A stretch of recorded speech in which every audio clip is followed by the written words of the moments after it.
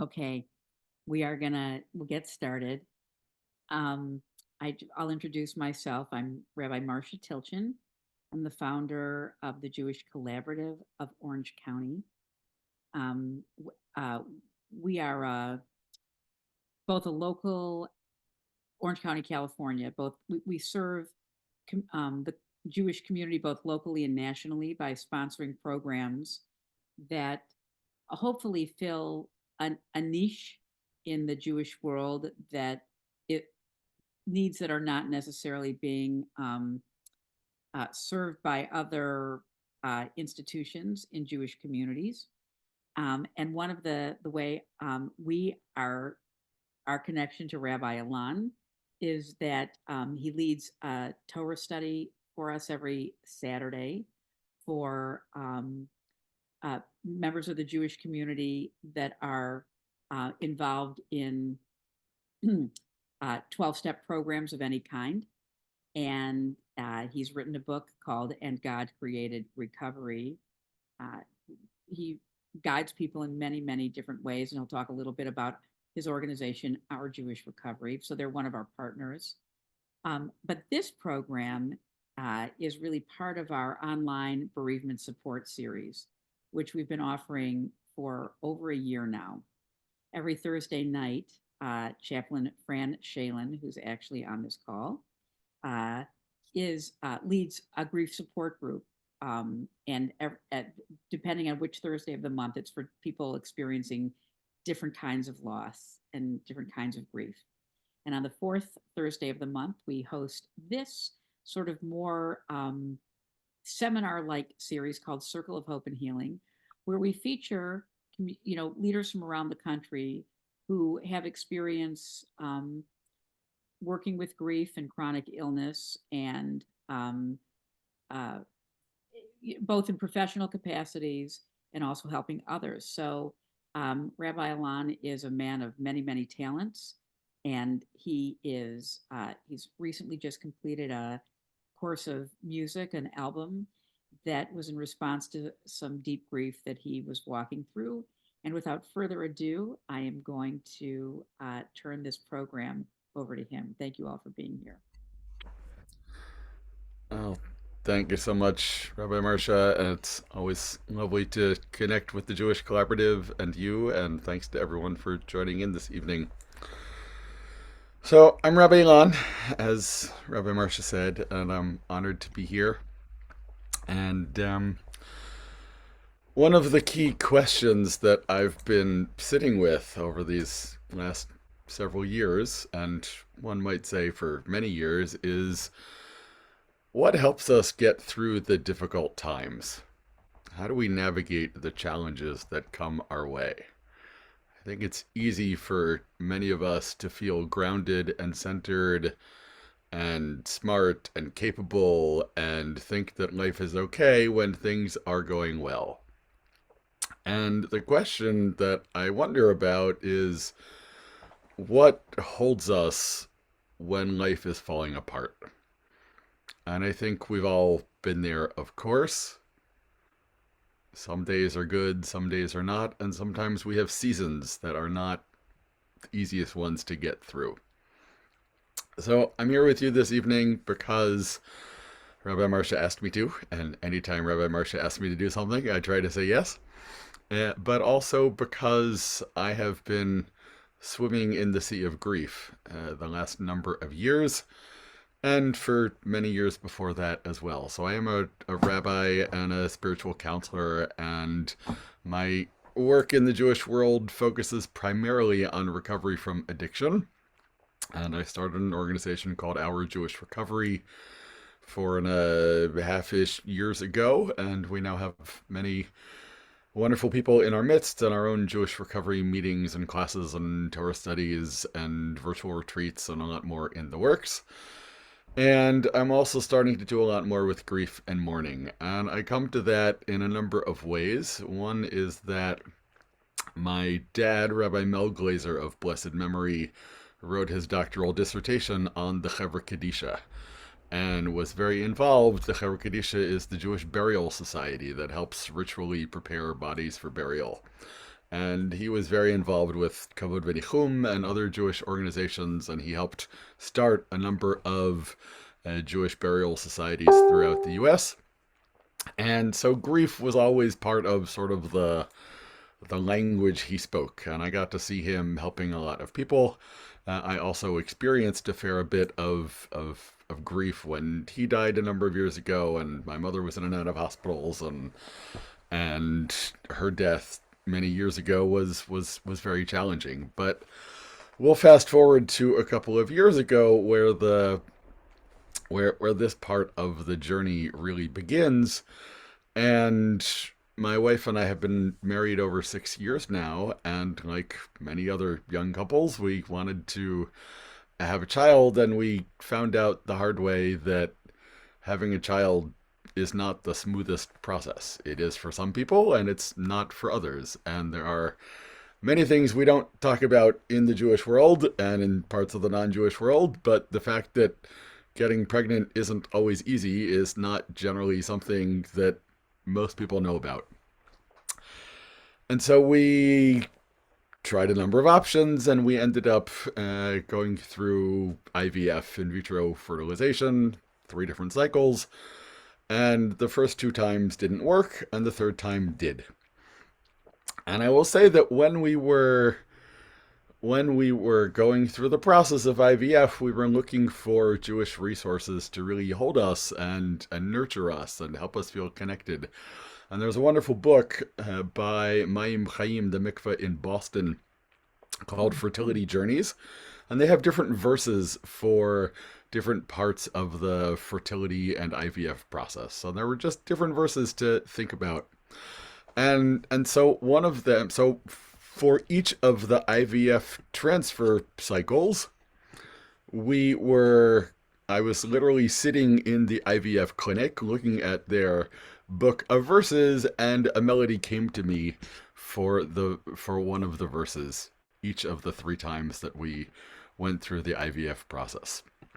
And the one for our third cycle is a verse comes from Psalm 121. I'll put it in the chat.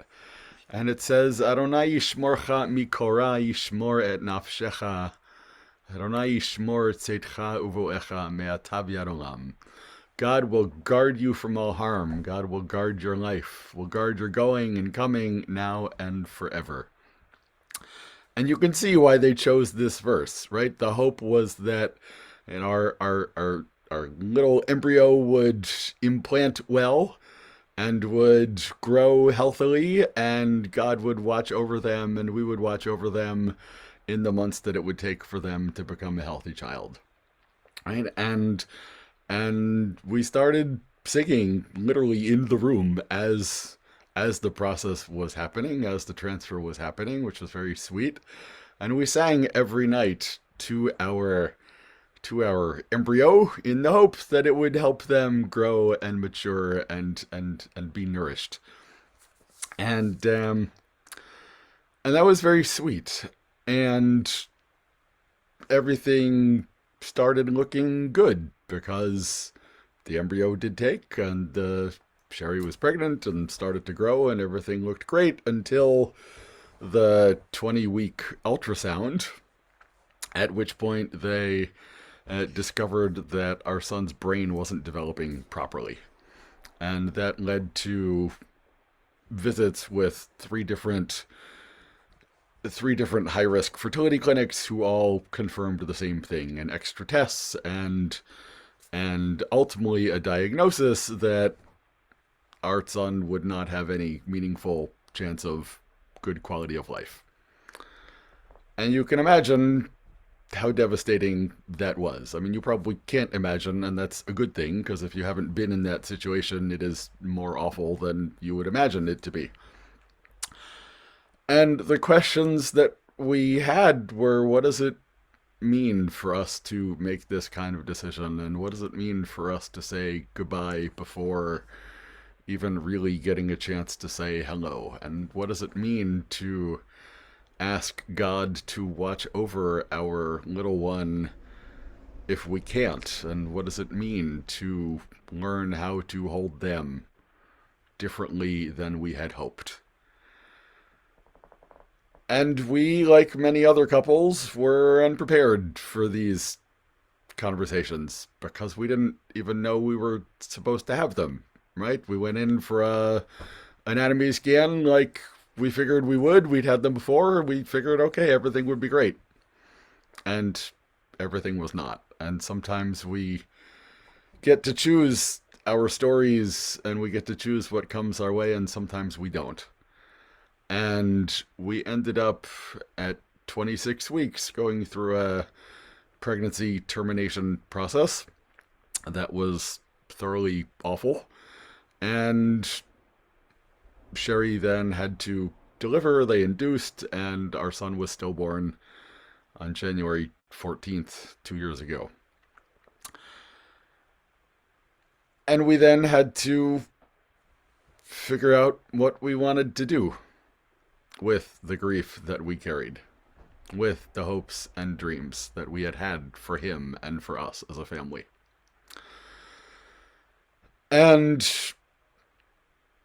it took certainly a good while, but I am also a musician and a drummer, and I have studied with wonderful Jewish musicians who've helped me become someone who channels melodies into the world. And in addition to the three melodies that came on the happier side as we were getting ready for IVF, there were 10 other melodies that came during the grief and mourning process. And those melodies really helped us quite a bit during our time of mourning.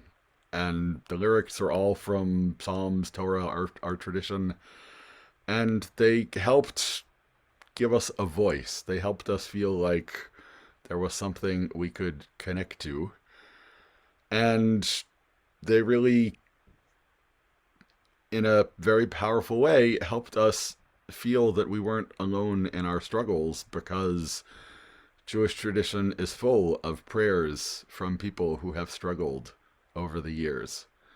And the challenges of getting pregnant are not new. The challenges of becoming parents are not new. The challenges of feeling connected to God or not are not new. This is a long part of Jewish history here. And so with, for example, that original song, which I'll play for you in a moment, we had to shift from what does it mean to ask God to protect our son, perhaps in the next world? What does it mean to turn the job of safety of our child and of Shamaria's neshama over to God when we can't? And for the first year, we kept singing that song to him every night before we went to bed as a way to honor him. And we still do sometimes. And it helped give him his name. Right? We had other names picked out, but when we realized what was happening, we wanted him to have his own. And Shamaria, right? God will watch over. God is protecting, we hope. Shamaria, right? And we took it from this verse, Adonai Yishmorcha, God will protect you from all harm. And there's a beautiful comment by Rashi, one of the medieval Torah commentators, who said that the little ones who don't survive, God is the one who teaches them and helps teach them Torah and studies with them. And obviously, I can't confirm that that's true, but I certainly like to think that that is the case.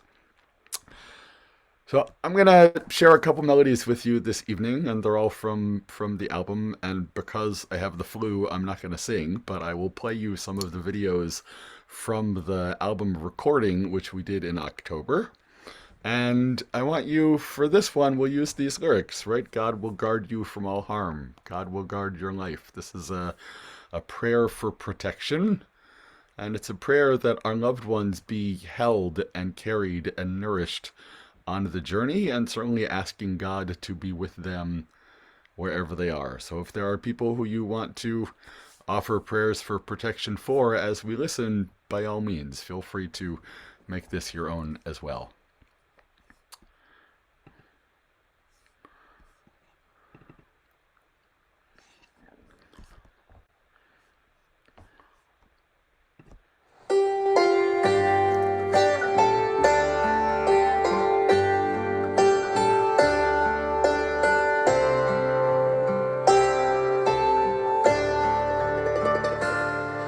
Adonai Ishmorcha, Adonai Ishmorcha, Ishmorcha Migora. Adonai Ishmorcha, Adonai Ishmorcha, Ishmor et nafshecha.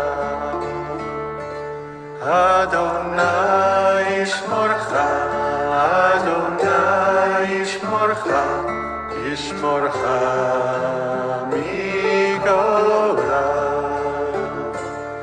Adonai Ishmorcha, Adonai Ishmorcha, Ishmor et nafshecha.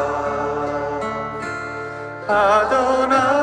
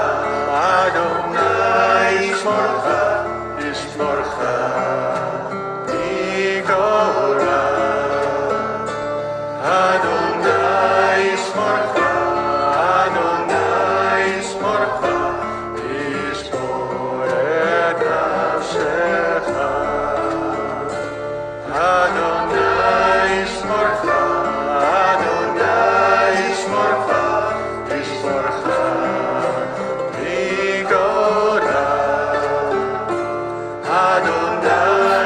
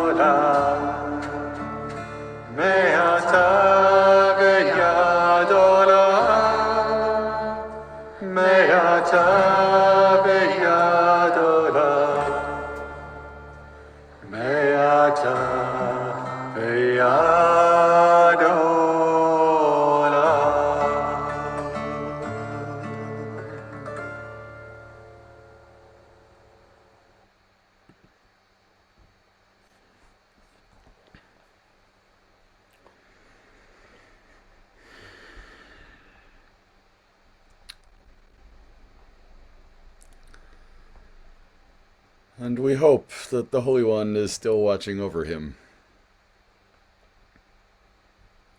We hope that God is watching over all the little ones who need support and love, and we hope that the angels and other ancestors are there to greet them when they go to the next world.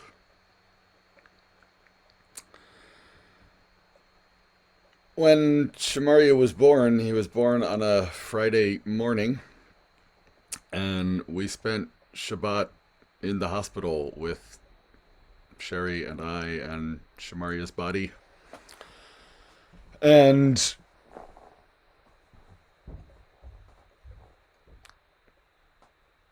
I spent most of that Shabbat reading the whole book of Psalms to him. I had forgotten my Siddur, but I had a book of Psalms with me and wanted to give him some sense of music and prayer, anything I could give him in the short time I had with his body. And then, after Shabbat was over, the funeral home came to pick him up. And we had the burial on Sunday. But we wanted his body to be prepared for the burial. We wanted the Chevra Kadisha to do their holy service, and because we live in Baltimore, where there is one Jewish funeral home that is run by the ultra-Orthodox community, they wouldn't do it. And traditionally, if a Jewish child doesn't live more than 30 days, the parents are not obligated to do any public Shiva burial ritual to mark their death. That makes it very challenging for parents who want some kind of ritual. And in the most extreme cases, the Chevra Kadishas won't get involved because they say if it's not required, if we're not obligated to do it, then it wouldn't be proper to do so. Thankfully, the funeral home said that if we wanted to do it, we could do it ourselves. And a friend of mine came up from Silver Spring, and the assistant rabbi of the synagogue and I, the three of us, went and prepared Shamaria's body for burial. And that was actually my first time preparing a body for burial. And it was incredibly holy and extraordinarily painful to be doing that for our son. We buried him the next day. We sang this melody and another one that I'll share in a moment at his funeral, and there were a lot of people came, and we decided that even though we weren't obligated to do anything, we needed Shiva to hold us in our grief. And so we decided that we would do a full week of Shiva. And it was important to me to say Kaddish in a minyan 3 times a day for 30 days, and I did. And it was important to us to have some kind of project to hold on to during our year of grief. Obviously, grief doesn't end in a year, but we knew that we needed some things to help hold us, because when you lose a child, it feels like your heart gets ripped out of you over and over and over again. And in the Jewish world, we talk a lot about one generation to another. And everybody loves seeing the little kids at the shul and the Hebrew school. And we watched a lot of our friends have babies and couldn't ourselves. And it's often the case that we don't make a lot of space for those who don't have what we say we want everyone to have. And it's very hard. It's very hard to live with the hopes, with the yearning of what we wish we would have had. The hopes that we had had. Normally, when you go to a house for Shiva, in an ideal world, the person has lived a good long life. And there's a lot of good stories to listen to, and we didn't have those to share with others. We only had the stories that we wish we had had. And so that was very challenging. And but what we ended up doing is we did a couple of things. We wanted to honor Shamaria in a number of ways, and so we donated a box of musical instruments to our synagogue, and the little ones use those instruments regularly to make music, and I've gone over a couple of times to make music with them, which has been very sweet. We created a Wednesday morning Zoom minyan at 8:30 Eastern time every Wednesday morning, which is called Shamaria's Minyan, and we it's on Zoom. It's egalitarian. Anyone who wants the link is welcome to join us. Happy to share that. Sherry took on a project of creating a mosaic that lives behind our Shabbat candles, and she worked with a friend to make a really beautiful piece of art. That is quite extraordinary. And I had more of these melodies show up in my life, and it just occurred to me that this needed to be an album, because what we want for others, or one of the things that we noticed, is that there are very few resources for people sitting with the grief, and especially for Jewish parents. When we went through it, we had a number of people reach out to us and say some version of, yeah, this happened to them too. And we benefited from their wisdom and their expertise and their stories of how they navigated it. And because I was familiar with creating a Facebook group for our Jewish recovery, we worked with some of these other families to create another one called Our Love Continues, Support for Jewish Parents After the Death of a Child. And there's a couple hundred people in there now, and it's one of the few spaces where Jewish parents can talk to other Jewish parents who actually know what these issues are. And there are some unique issues that show up. If somebody invites you to a baby naming and you're too sad to go, what do you say?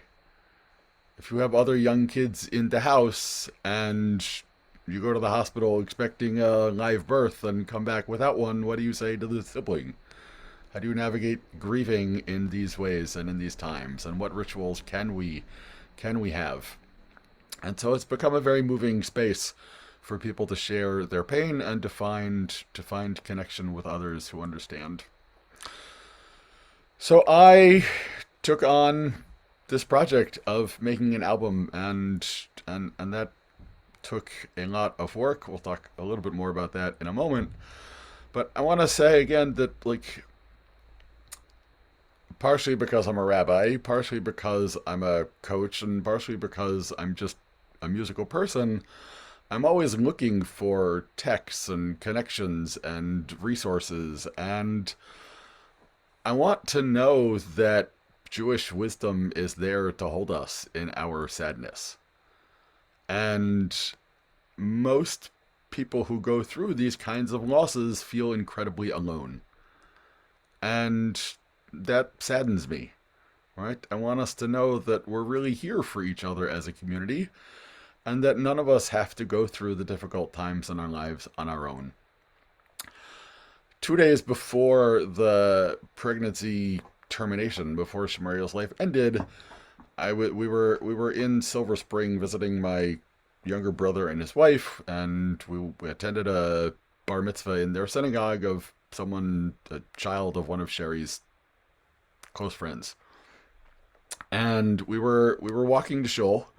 I was walking to shul with my younger brother, and out of nowhere, this song jumps into my head.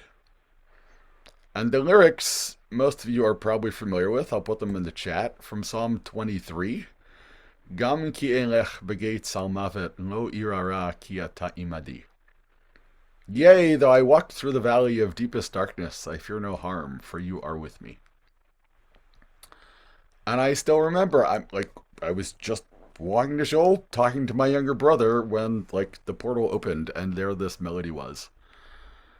And I stood in the back of the synagogue singing it to myself the whole morning so that I could remember it, and grateful that I did. And it felt in that moment like the Holy One reaching out to me and saying, Ilan, I know this is going to be awful. This is going to be the worst time of your life. And even then, and especially then, please know that you're not alone. And that felt very reassuring to me. And I was a congregational rabbi for many years. I've officiated at probably 100 funerals or thereabout. I've read this psalm and sung this song many, many, many times. But when it's your own, it hits a little closer to home. And what does it mean that God can be with us in our valleys of deep darkness? What does it mean that we don't have to be afraid? What does it mean that we don't have to feel alone in the dark places of our lives? I'll share this melody with you too. Let's go.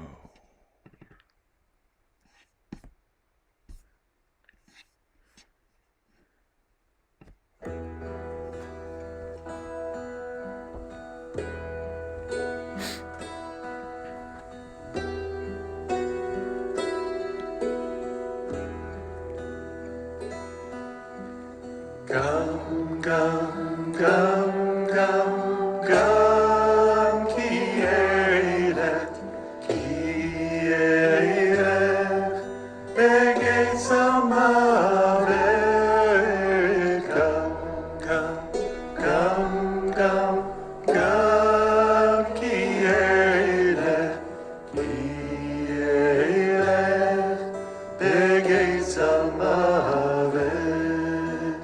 Gam, gam, gam, gam, gam, ki Elech,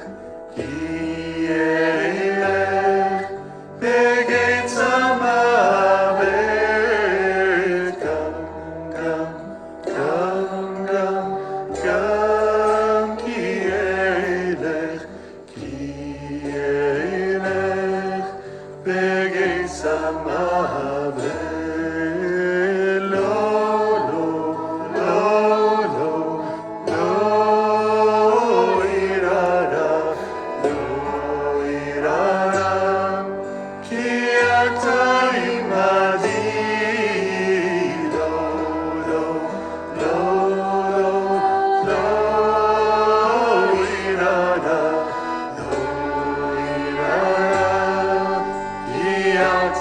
Imadi.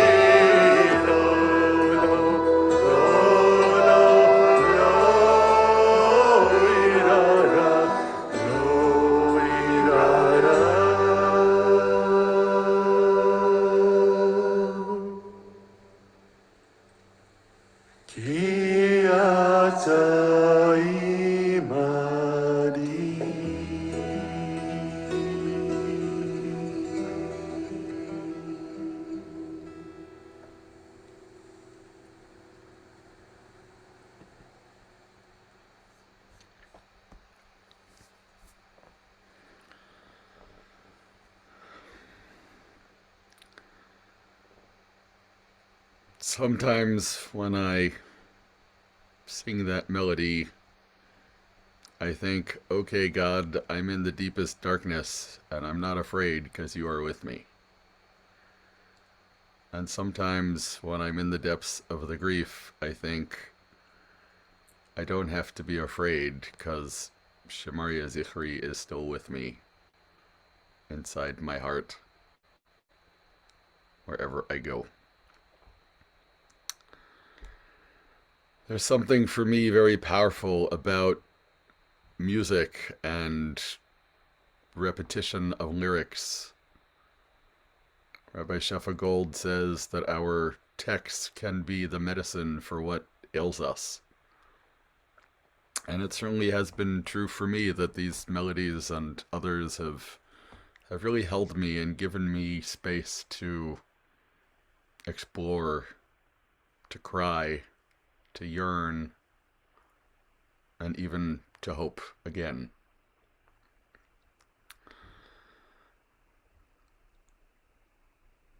As I mentioned before, Sherry made a beautiful mosaic that lives behind our Shabbat candles, and I was committed to bringing these melodies to life so that other families who were going through similar struggles and others who were going through the pain of grief and loss would have another resource to help hold them.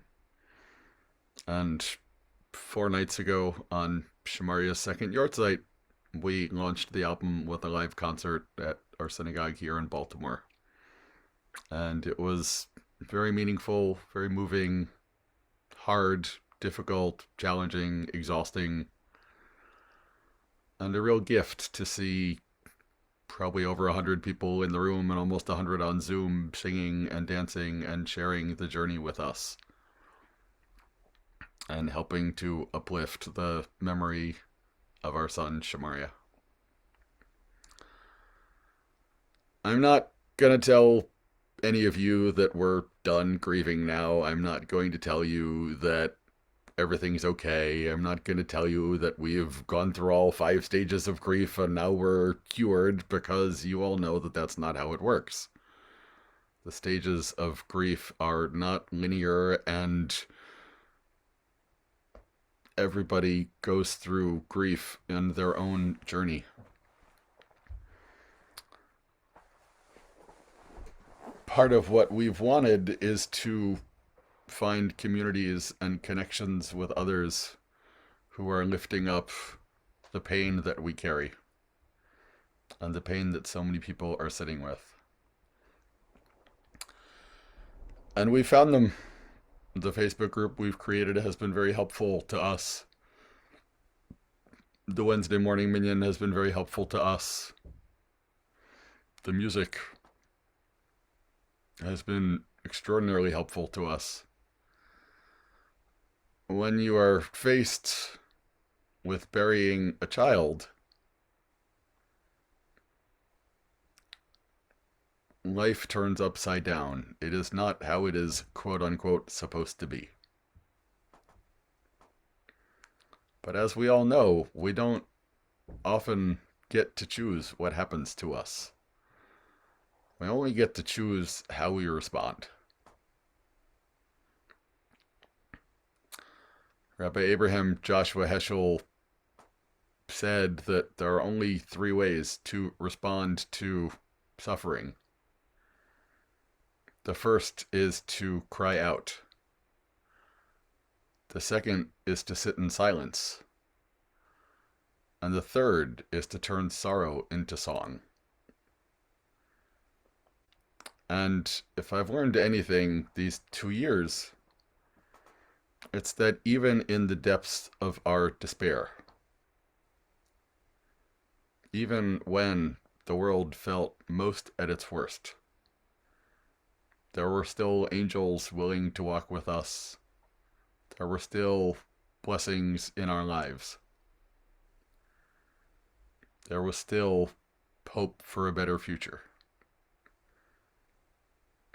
I'm not going to tell anyone that it's easy to go through the valley of deepest darkness, because it's not.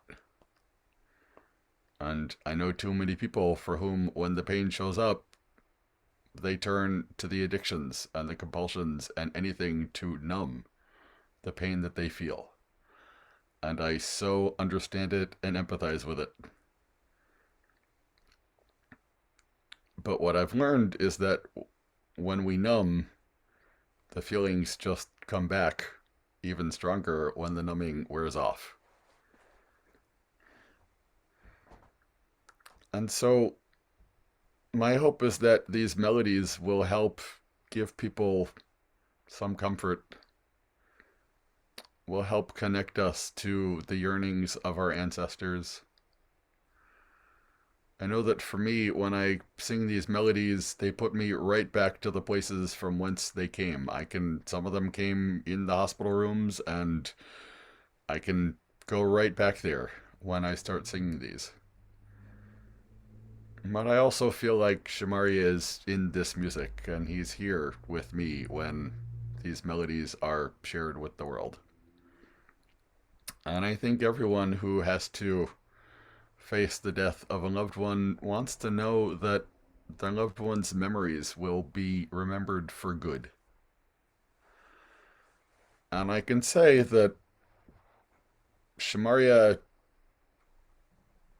never sinned in this world.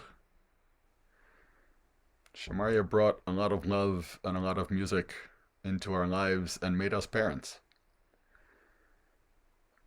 And as I have said to too many others, we are still Shamaria's parents and always will be. We just have to learn how to parent him differently and how to reset our expectations for what we can do and what we can't. And that's true with all loss, but it's certainly amplified with the death of a child. And so we have a number of ways with the minyan, with the music, with the instruments at the synagogue, that we try to keep his memory with us. And we're trying to use this experience as a vehicle for others to find some comfort and healing. And I don't want to say that now having an album of music makes it all worth it, because I would give it all back in a heartbeat if I could. But as I said before, we don't get to choose what happens to us. We only get to choose whether or not we keep our hearts open and whether we're willing to keep moving forward.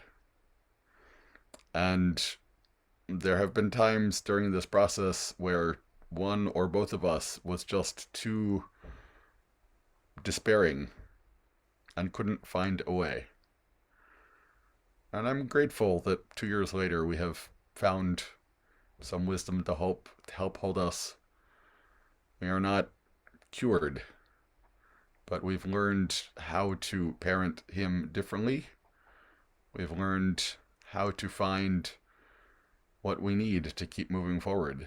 And I hope that happens for all of us and everyone who's on a grieving journey. I want to pause there, and I'm happy to take any questions, comments, thoughts, concerns, challenges. Fran here, and I'm happy to help navigate questions, although my ability to navigate Zoom is you may actually do it better than I can. But I first want to say there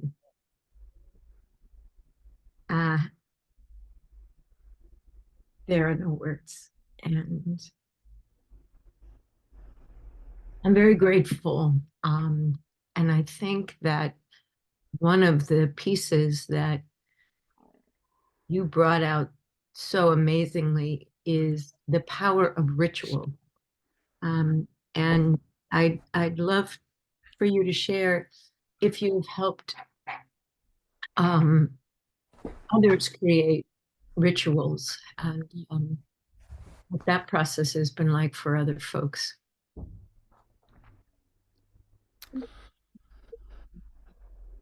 Thank you. Yeah, I mean, I think that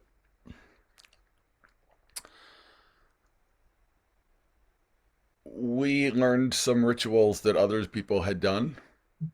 For example, one of our friends, Cantor Hindelebovitz, has had similar different challenges and has experienced child loss. And one of the things she recommended was taking the Shiva candle, right? The candle that lasts for 7 days during Shiva.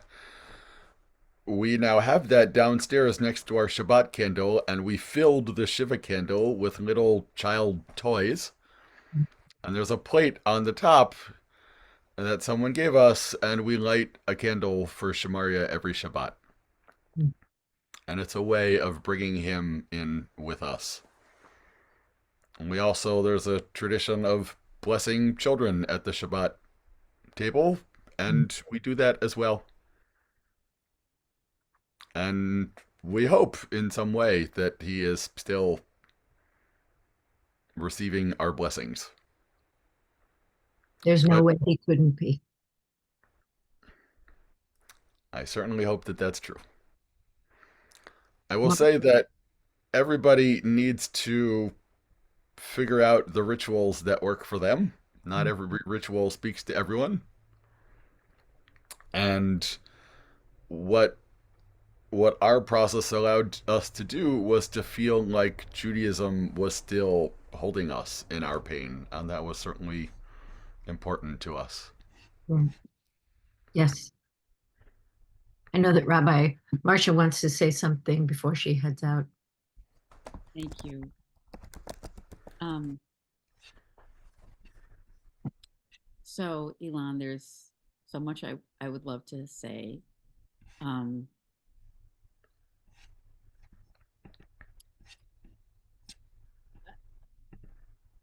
which you and I can share personally, but one of the things that um, sort of you inviting us into your process made me think of is that the beautiful midrash from Masechet Pesachim, where the rabbis are trying to figure out the difference. Some psalms begin with Mizmor LeDavid, a song of David, and some psalms begin with LeDavid, Mizmor, to David a song. And of course, it's actually the same two words. What's the difference? And one beautiful notion, and when you were talking about how Damki Elech sort of came to you while you were walking to shul, made me think of the midrash, which is that LeDavid Mizmor. That's when LeDavid, upon David, and then they fill in the blank. Inspiration, the Shekhinah comes, and then from that inspiration, Mizmor, a song is born. Mm. And I think that when the song that's when the song sort of just flowed out of you, like you just it was there and you were the channeler. Other times, Mizmor LeDavid, the song is written because it needs to be written. It has a life of its own, and from that, God comes and rests upon the writer, right? Rests upon the poet. And I feel like the beautiful thing about your sharing your process is that throughout the process of this album was both. Sometimes it was Good. Mizmor LeIlan, and sometimes it was LeIlan Mizmor. And I'd love for you to share just a teeny bit, if you have any thoughts about that, if you know the midrash or what that makes you think of. Just curious.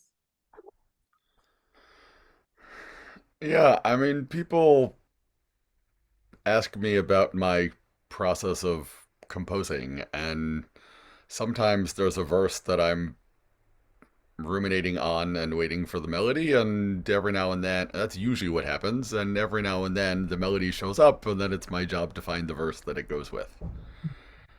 But for the most part, I am very clear that these melodies are not mine. I don't see myself as someone who writes music. I see myself as someone who is blessed that the path of musical expression opened up, and and I really am just a channel and a vehicle. And I feel I will say that these melodies were really sent to us by Shamaria and by the Holy One.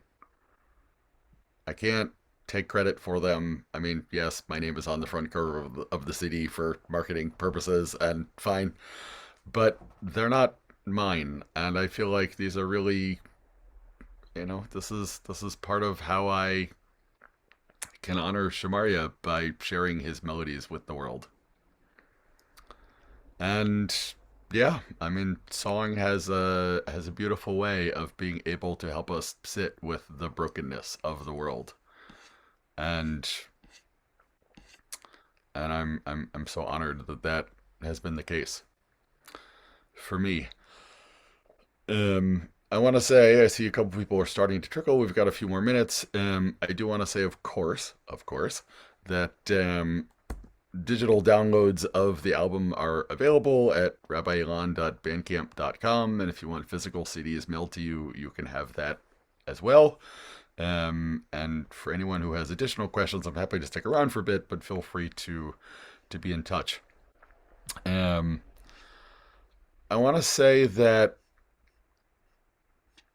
there was a question that I got privately in the chat that says, why should I believe that God will guard me from all harm when God didn't protect my child here in this world?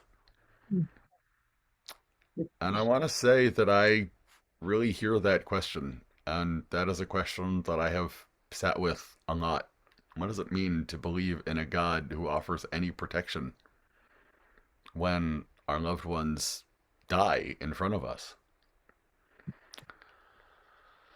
And I will say that I have wrestled with that for many, many years. And the place where I come to is that death is not the enemy, and that God is not the enemy, and God is not responsible for all of the bad things that happen in the world. Now, I do want to say that God is supporting us and offering us blessings, but I can't blame God for all the bad things that happen, both because we humans tend to screw quite a few things up ourselves, and to blame God for all of our actions would be unfair, but also because I just can't connect with a God who would purposefully cause so much suffering. I have to believe in a God that is crying with us, that is weeping with us, even amidst our tears. And I will say our son was eventually diagnosed with a rare genetic chromosomal abnormality. And medical things just happen or don't happen. Bringing life into the world is not easy, and all sorts of things can go wrong, which makes me more appreciative of this life that I have and reminds me to treasure every moment of every day, because not everyone gets it. Ilan, two things I want to say. Hope you'll put the whatever information you gave us in the chat so people have access to it. I'm gonna, just so you know, I'm gonna share this recording with all of you here. Other people registered who weren't able to join us this evening, and I'll also include a link to how to access Rabbi Ilan's music. And I also just wanted to give Fran a moment to share. So this is a seminar series. We're not done with the Rabbi Ilan. He's going to close with more music, but this is a seminar series that happens the fourth Thursday of the month, and or the last Thursday, depending on when it happens. And I wanted Chaplain Fran, who's our bereavement counselor, to share with who's coming next month. before we go, just so that you have a sense about that. And I hope you'll tell other people about this program. This is for people in grief, also for professionals, for we all sort of are taking from this our, many, many different bits of wisdom that Rabbi Glazer shared so beautifully. I just wanted to say that to all of you. And I'm so grateful that you came this evening. Absolutely. Absolutely. The first thing I want to acknowledge the need for other people to know about what you're doing, Ilan. And because what you said in terms of folks not knowing what they can do and what Jewish tradition can bring to these instances, I don't even events, so critical, because I do think that's a time when people feel so profoundly isolated. And I do want to check before I just say a few things. Is there anyone else here who has a question? And I'm glad you've been getting questions to you, Ilan. So I appreciate that has happened as well. So as Rabbi Marsha said, our first Thursday of the month is for those whose spouses died. Our second Thursday of the month are for those for whom their teenage and adult children died. And I will say that we separated it in terms of age stuff because we wanted to make sure that those that felt that, how do I say this? The death of infants is an area that needs all the space. And I didn't want to, and you and I, Ilan, you and I can have a conversation about this. I'd be curious. I didn't want to shut their stories down. Because I think that those, for whom an infant has died, I want to make sure, and I want to make sure that the people who are there as facilitators are there to address all that we can, and that's not my specialty. So I wanted to make sure that gets managed properly. Our third Thursday of the month is for parents/guardians, siblings, and friends. And as is this remarkable evening that we've had, our fourth Thursday of the month is an opportunity to explore with someone in the field who is walking this walk with us, and can say to us, like Ilan said, it's been 2 years and I'm still walking this walk, and I will continue to walk this walk. And when it comes to acceptance on whatever those stages, poor Elizabeth Kubler-Ross never meant them in that way. The only acceptance there ever is accepting that you will never be the same. So how do you walk with that? How do you walk with the understanding that you will never fully be a biped again? Talk about being off balance. And it is not a walk that stops being walked after a year or on yard sites. So, Ilan, I so appreciate your giving us a place to say, I'm still walking, and I want you to walk with me. For next month, we are talking about having the movie called Last Flight Home. I don't know if any of you have ever seen this movie. It's on a lot of platforms, but we are, oh wait, yes, am I right? Oh, stop, that's March. Walk it back. February, our two rabbis who have worked with art and as a way of caring for caregivers. And I will tell you, caring for caregivers is a reason that I got into hospice work, because they need that. And many of you, caregivers.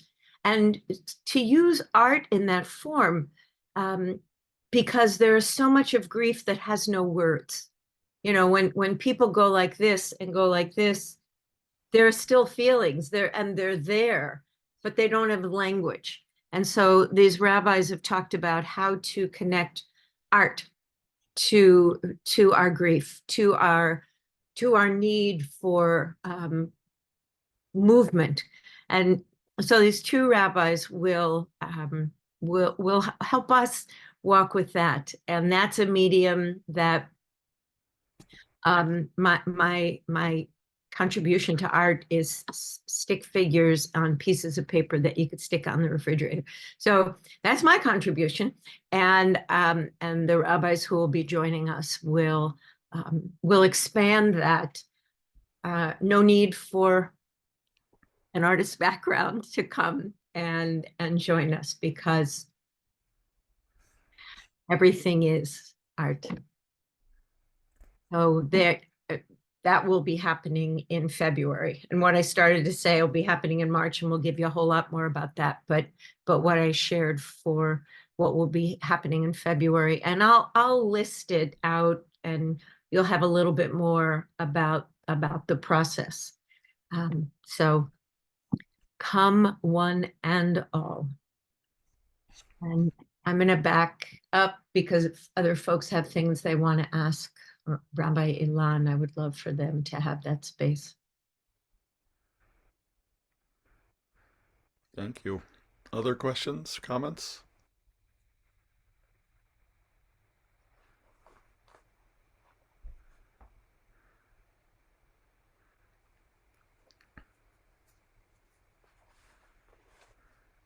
Can I share a ritual that I had to make for myself around this? Sure. Because you're not getting questions. So I just wanted to add this. We had many similar experiences to the rabbi and his wife.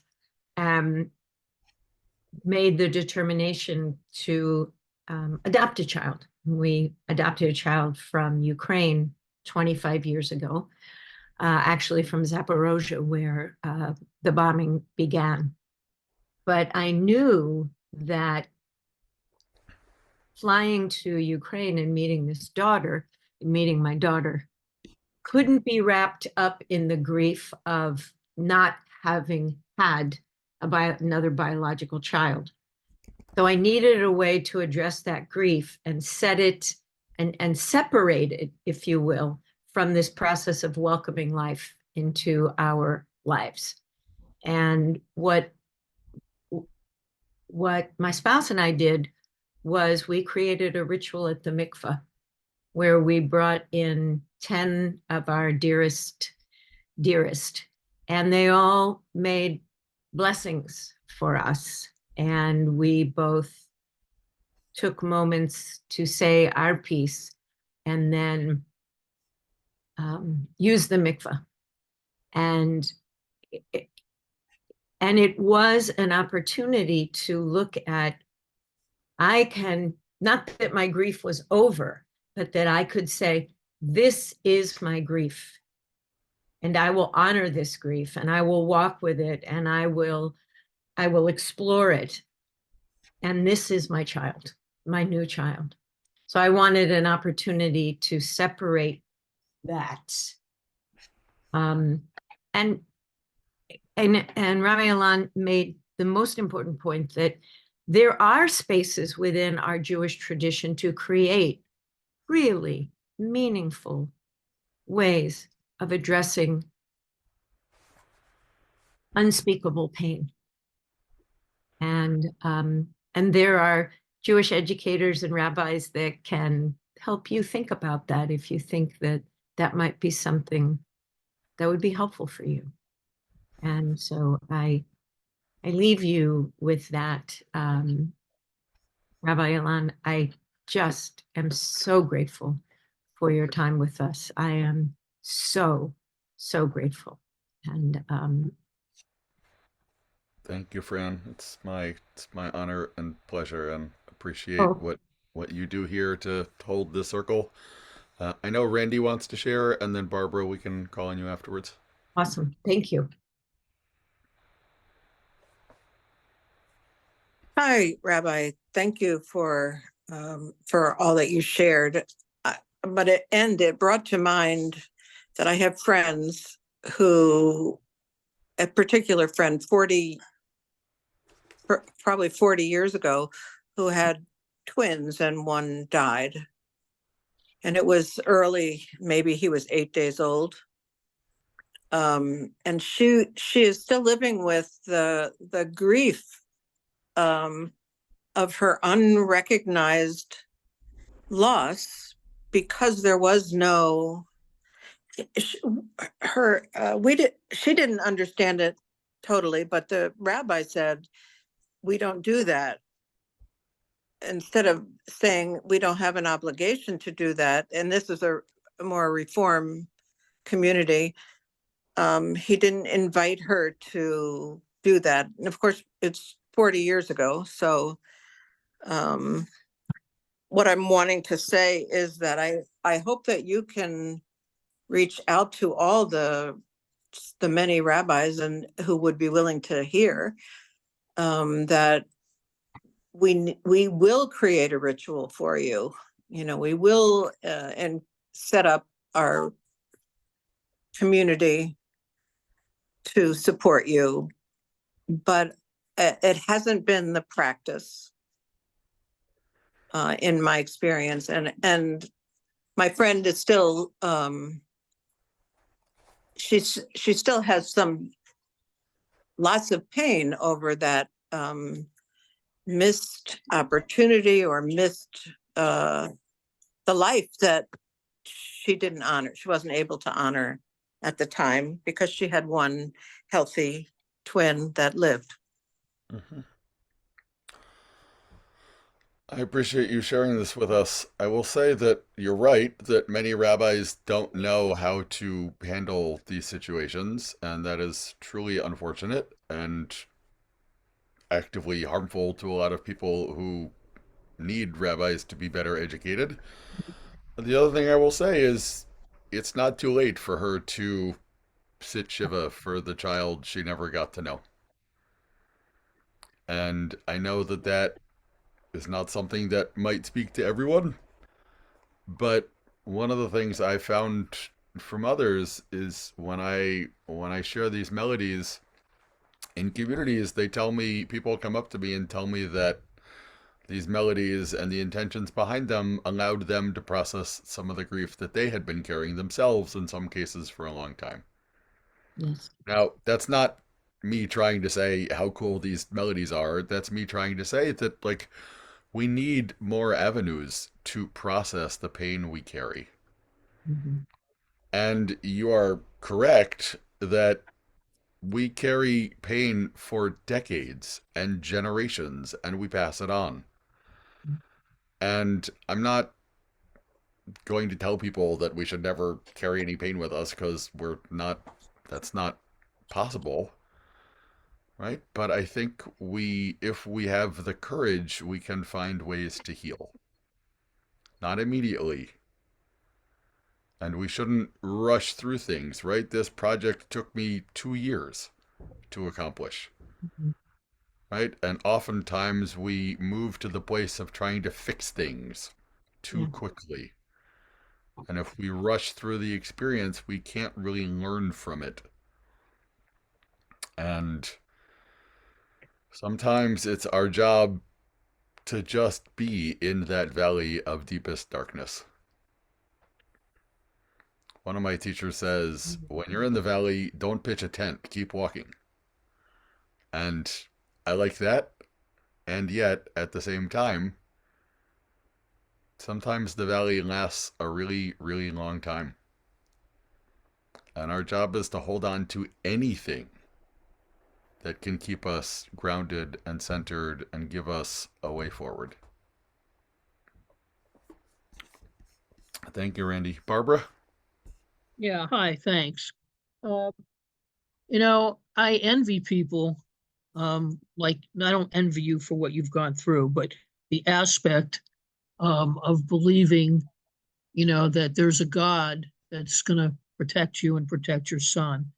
And to follow up on something that you said tonight, that God isn't responsible for everything. It's not always God's fault. Well, that makes it seem very arbitrary. And if I mean, what's God responsible for? What's God not responsible for? And if you can't figure out, what the allocation is in terms of responsibility, then I find it very difficult to really have any faith that why should for me why should I have any faith that there's going to be any protection. And for what the death of my child, just has caused an even bigger schism in my faith. And frankly, even though I mostly believe that my son is somewhere in some kind of a spirit, I don't believe that and that there's a protective God, looking out for him. I just don't. And what you said, to me, it raises more questions. And again, for people who believe differently, I don't begrudge that. It's not that I need to debate them, but I'm just telling you how I feel myself. I appreciate you sharing, and I fully validate that what you're saying is not, it's not uncommon, and by that I don't mean that it's bad. I mean that there are plenty of people who can't understand how can a good God allow such terrible things to happen. That's a real question that we all have to sit with. And a very respectable answer is to say, if God is powerless, then what's the point? And I get it. And I have had moments of my life where I just, well, I don't know. What do I need God for? For me, there have been too many coincidences and too many blessings that have come in that have felt like God has been with me in difficult times and in good times. I am not someone who prays 3 times a day. I'm not someone who is the most religious anything. But I know that for me, when I am struggling in the world, I have to believe that my struggles are not in vain and that there's a good God wanting to support us. And a good God is not the same thing as a perfect God, and a good God is not the same thing as an all-powerful God. The place where I end up is saying God isn't responsible for diseases. But I will readily admit that every theology has limitations, including my own. I don't know if that was helpful or not, but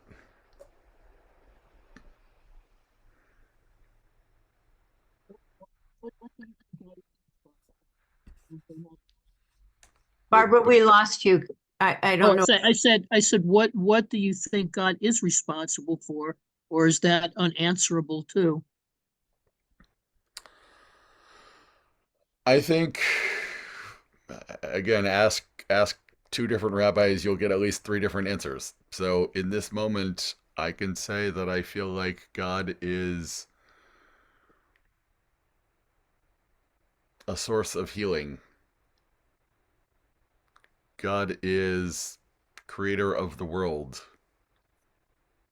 God is the one who is still blessing the world and giving us the power and the courage and the hope to meet the challenges we face.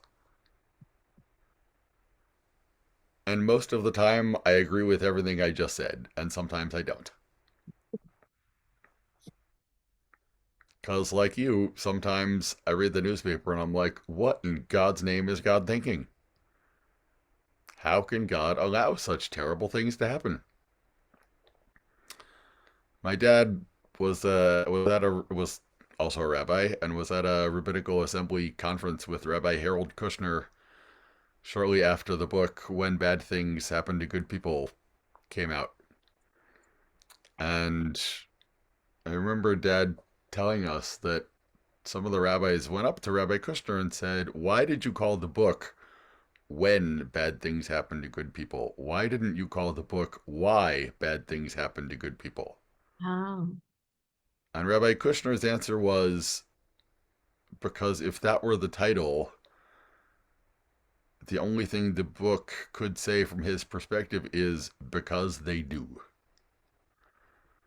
Which is to say, we don't really know why bad things happen to good people. There's only a couple answers that theology offers us, and all of them are flawed. mhm. I will say, for me, I need a theology that I can hold on to, even with its imperfections. So I can't believe that God is responsible for our son having a rare chromosomal abnormality. I just can't believe that, especially because they tested us both and I tested positive, and it seems clear that our son got it from me. And the doctors say that this just happens sometimes. Rare, but it happens. Bringing life into the world is a fraught experiment. Yes, it is. Living in the world is a fraught experiment.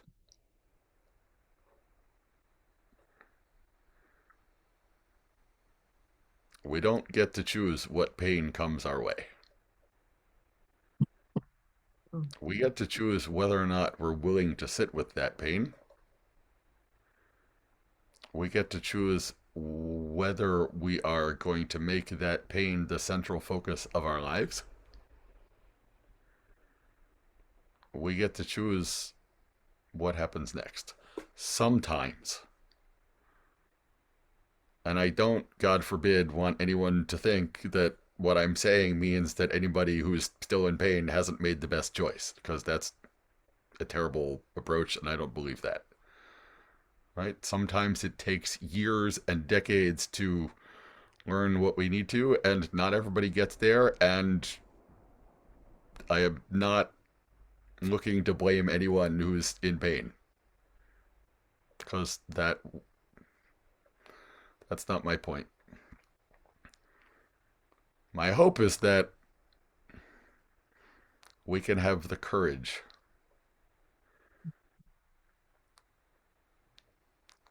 to sit with the challenges even as they come.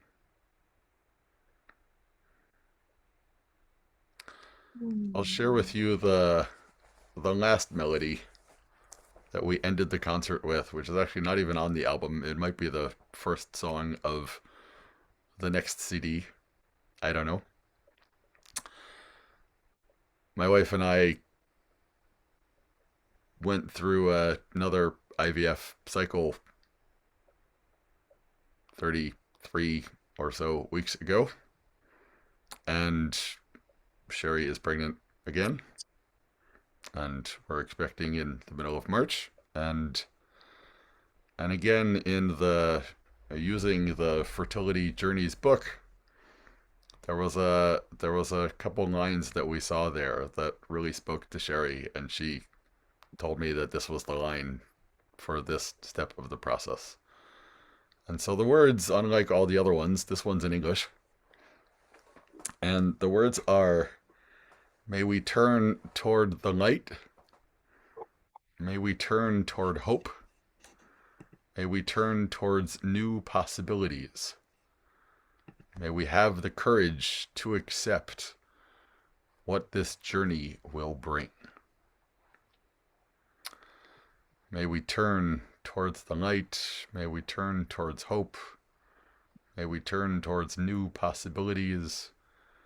May we have the courage to accept what this journey will bring. So I'll end with this, and then if there's a few more questions, I'm happy to stick around, but this is my hope for all of us.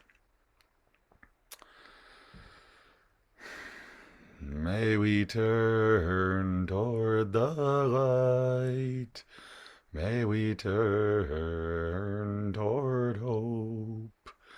May we turn toward new possibilities.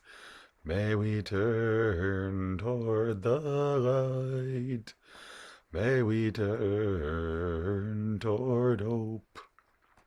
May we turn toward new possibilities. May we have the courage to accept what this journey will bring. May we have the courage to accept what this journey will bring.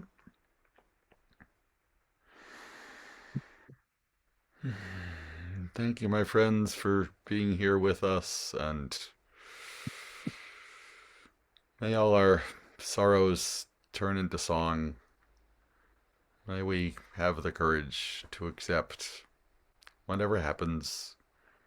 May we remember that we are never alone, even when we are in the valleys of darkness, even when we are staring at a computer screen and are home with the flu, even when we are under the weather, even when life throws us too many curveballs, even when the challenge of living feels so hard. Even then, may we be able to find blessings, of happiness, of healing, of holiness, and the gift of memory, the gift of holding on to our loved ones, holding on to the best of them, each day, one day at a time, and remembering that, as one writer wrote, I forgot who, that grief is just love doing its hardest job. Yep. And if we are grieving, it's because our heart was open to love. And if there's anything I know, it's that love doesn't disappear. It's still here with us. And I hope we can find it and touch it and hold it and even sing with it today and every day, one day at a time. Amen. Amen. Ilan, hi. So good to see you. But is there a way that we can watch the concert? Is there a link? Was it recorded? Any of those kinds of things? Thank you. The concert was recorded. I just got it yesterday and I haven't watched it yet, and it will be at some point. Yes. I'm not sure where and how yet, but we will make it available for some nominal contribution to help pay off the album expenses and things. But yes, anyone who wants that should feel free to send me an email, and we'll make sure to get that up in the next short while or so. Rabbi Ilan at ourjewishrecovery.com. And again, anyone who unfortunately belongs with us in the Our Love Continues Facebook group, feel free to join. And please do check out the album on Bandcamp or at gamkielech.com. There will be, God willing, a better website and more resources in the near-ish future. But I really hope that this music can help a lot of people as it has for me, and I'm really grateful to have spent this time with each of you. Thank you for being here. Our Love Continues, is that a group just for loss of infants or all children? All children. Good, good. Yeah. Go from strength to strength. And even in weakness, it is strong. Thank you all for being here. It's let